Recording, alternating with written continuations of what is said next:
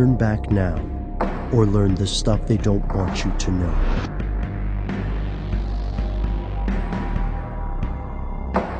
Here are the facts.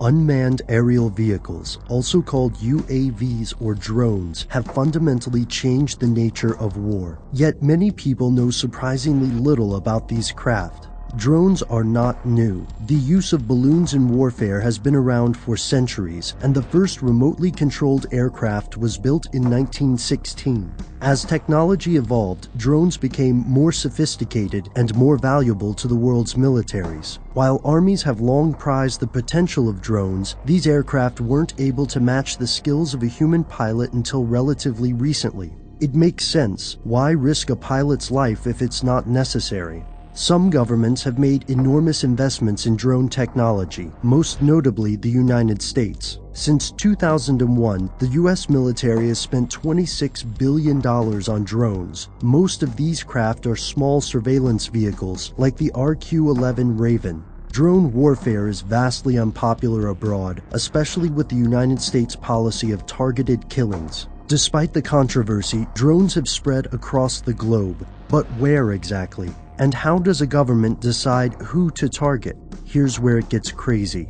We don't know, at least not officially. Although the civilian media is awash with reports of drone activity in the Middle East and Africa, numerous groups in the United States and abroad have called for more transparency in these operations. According to these critics, the US may be violating international human rights standards through its policy of targeted killings. The critics of these policies aren't just conspiracy theorists. The United Nations has condemned the practice, as has the ACLU and former US President Jimmy Carter. Earlier in 2012, the ACLU held a conference in Geneva, Switzerland, claiming that the US government's drone warfare policies are based on secret legal criteria, entirely secret evidence, and a secret process for target selection. UN official Christoph Heinz suggested that the use of drones may constitute war crimes. This call for transparency poses a dilemma. Yet defenders of the policy say the secrecy is a matter of national security. In June of 2012, the Obama administration again refused to declassify documents related to the targeted killing campaigns. In response to the request by the ACLU and the New York Times, the administration argued in part that whether or not the CIA has the authority to or is in fact directly involved in targeted lethal operations remains classified.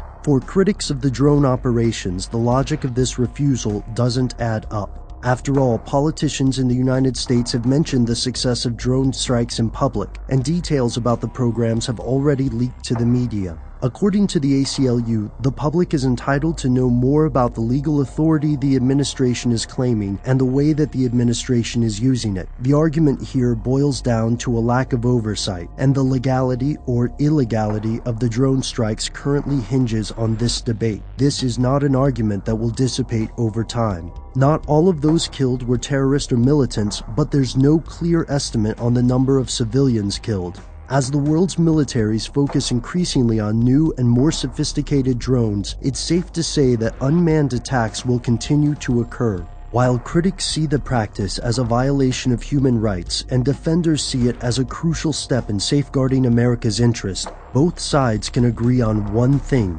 When it comes to the drone attacks, there's something they don't want you to know.